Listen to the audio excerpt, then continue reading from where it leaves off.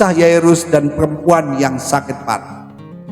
Kita akan belajar bagaimana agar kuasa Tuhan terjadi dalam kehidupan iman. Jika iman itu tidak disertai perbuatan, maka iman itu pada hakikatnya adalah mati. Terkadang Tuhan izinkan permasalahan berat menimpa hidup kita. Bisa masalah keuangan, mencari pasangan hidup, mencari pekerjaan, keretakan rumah tangga, kehilangan pekerjaan, keberangkurutan dalam usaha, kehancuran keluarga, sakit penyakit yang parah, dan permasalahan berat lainnya yang bisa kita alami. Dan setelah kita berdoa kepada Tuhan, permasalahan itu bukannya semakin ringan, bahkan justru permasalahan itu kelihatannya menjadi mohon dengan sangat kepada Tuhan Yesus untuk datang ke rumahnya, menyembuhkan anak perempuannya yang sakit dan hampir mati. Kita seringkali bersikap seperti Yairus yang berkata, datanglah kiranya dan letakkanlah tanganmu ke atasnya supaya anakku selamat dan tetap hidup. Saat ini kita meminta pertolongan Tuhan. Janganlah kita sudah berpikir jalan keluar yang terbaik menurut diri kita sendiri, dan janganlah kita berusaha mengatur Tuhan bagaimana cara Tuhan menolong hidup kita, bagaimana cara Tuhan menyelesaikan permasalahan hidup kita. Karena kenyataannya Tuhan Yesus punya banyak cara untuk menolong kita yang seringkali berbeda dengan cara yang kita pikirkan atau yang kita mau. Dalam ayat ke-24, kemudian pergilah Yesus dengan Yairus, diikuti orang banyak berbondong-bondong dan berdesak-desakan di dekat. Tentunya hal ini membuat Yairus lega karena Tuhan Yesus bersedia menolong. Yairus berpikir dan berharap perjalanannya segera tiba di rumahnya, dan berpikir Tuhan Yesus segera meletakkan tangannya. Lalu Yesus tidak memperbolehkan seorang pun ikut serta kecuali Petrus, Yakobus, Yohanes, dan saudara Yakob. Jadi yang ketiga, tetap berharap dan mengandalkan Tuhan. Dalam Yeremia 17 ayat 7, diberkatilah orang yang mengandalkan Tuhan, yang menaruh harapannya kepada Tuhan. Dalam ayat ke-37, lalu Yesus hanya memberitahu, mengapa kamu ribut dan menangis? Anak ini tidak mati, tetapi tidur. Dalam ayat 40, tetapi mereka mentertawakan dia, maka diusirnya semua orang itu, lalu dibawanya ayah dan ibu anak itu, dan mereka yang bersama-sama dengan dia masuk ke kamar anak itu.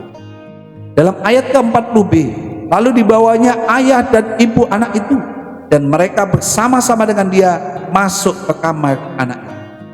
Walaupun orang-orang mentertawakan Yesus karena dia mengatakan bahwa anak Yairus tidak mati tetapi tidur, tetapi Yairus tetap berharap dan mengandalkan Tuhan. Dia percaya bahwa Tuhan Yesus pasti Yairus tidak tergoyahkan. Sungguh iman pengharapan yang luar biasa kepada Tuhan. Dengan mengandalkan Tuhan adalah sesuatu yang luar biasa pasti terjadi.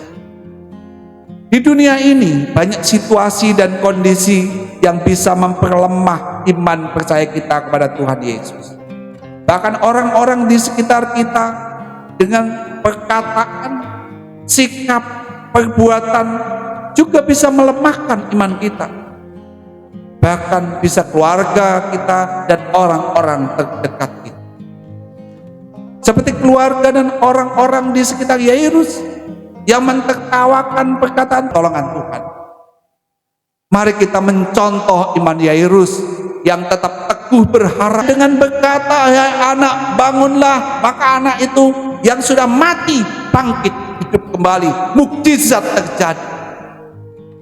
Saat kita berharap dan mengandalkan Tuhan, maka kuasa Tuhan pasti terjadi. Apabila iman Yairus goncang, lemah, saat diberitahukan keluarganya bahwa anaknya sudah mati dan tidak percaya lagi akan kuasa Tuhan Yesus.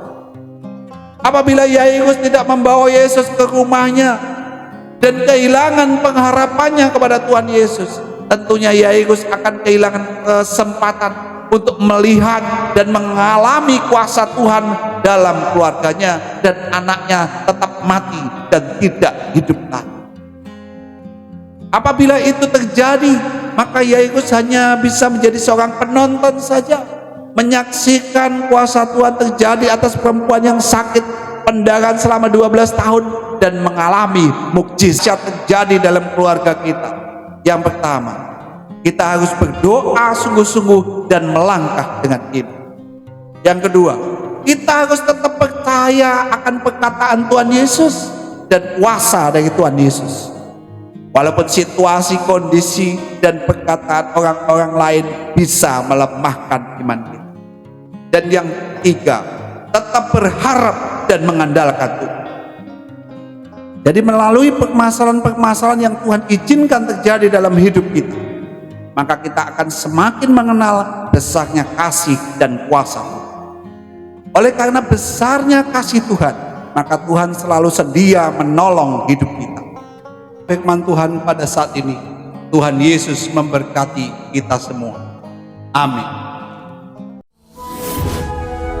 Jangan lupa subscribe, klik lonceng, klik like, comment, and share.